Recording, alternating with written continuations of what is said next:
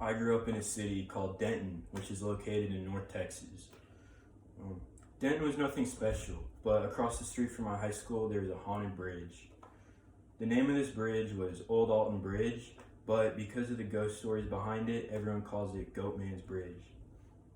Growing up, I always found these stories very interesting, so I decided to give my speech on idolism. According to the frontispiece, idolism simply means the belief in ghosts. I'm sure throughout your life you've met someone who believes in ghosts. You should pay attention to my speech because according to YouGov, 45% of Americans believe in ghosts, which is almost half of the people you're going to meet.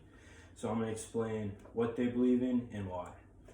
So today I'm going to be talking to you about the history of ghost stories, the legend of Goatman's Bridge, and why people believe these stories.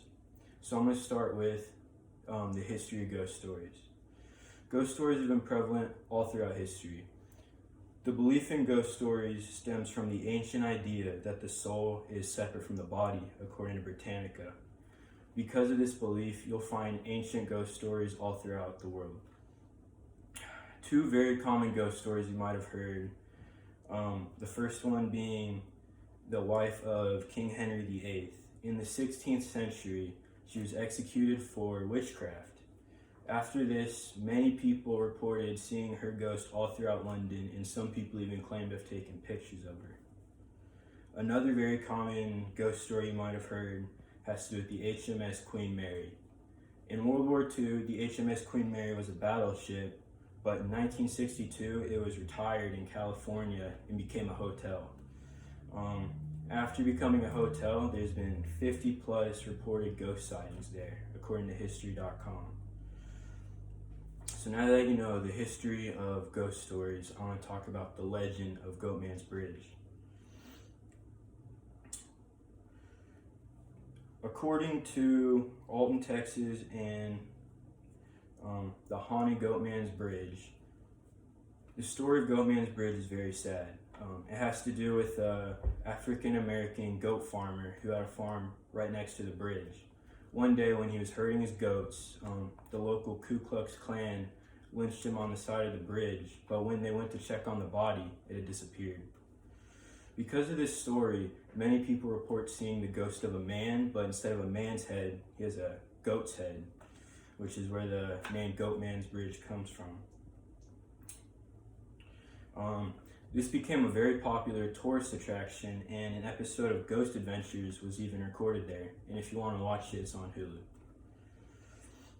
Now that we've learned the history of ghost stories and the legend of Goatman's Bridge, I want to talk about why people actually believe these stories.